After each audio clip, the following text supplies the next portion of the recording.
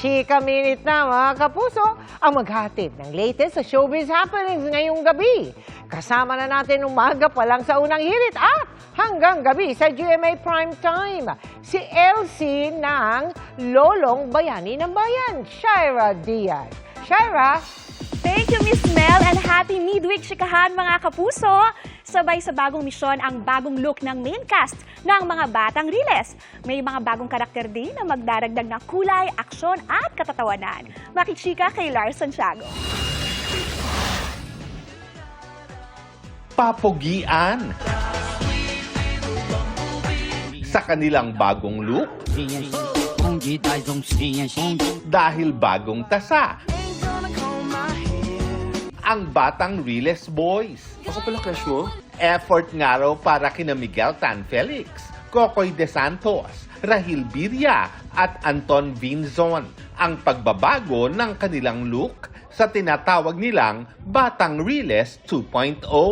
Very exciting kasi ako mahilig naman po talaga akong mag-experiment sa mga hairstyles. Kaya ito, na-enjoy ko ito kasi first time kong gantong itsura ng buhok. Oo.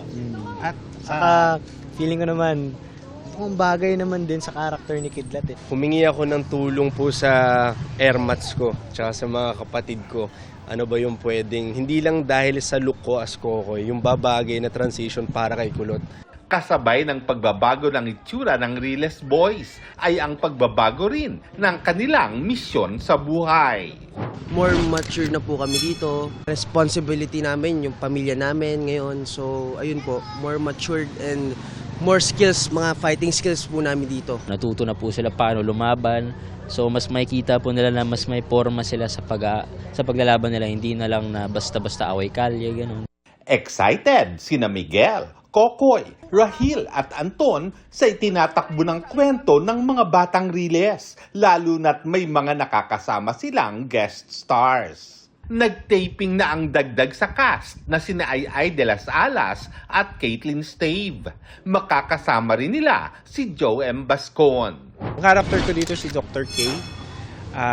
Isa akong doktor na mapagkawang gawa, mapagbigay ng awa sa mga bata. Pero syempre, despite and behind that kabutihan, yung goodwill na ginagawa niya, meron siyang sikreto na itinatago. Nabasa ko yung script, tapos pag ilalagay ko sila sa character na nakasulat sa script, parang lalong gumaganda po yung storya, bagay na bagay sa kanila.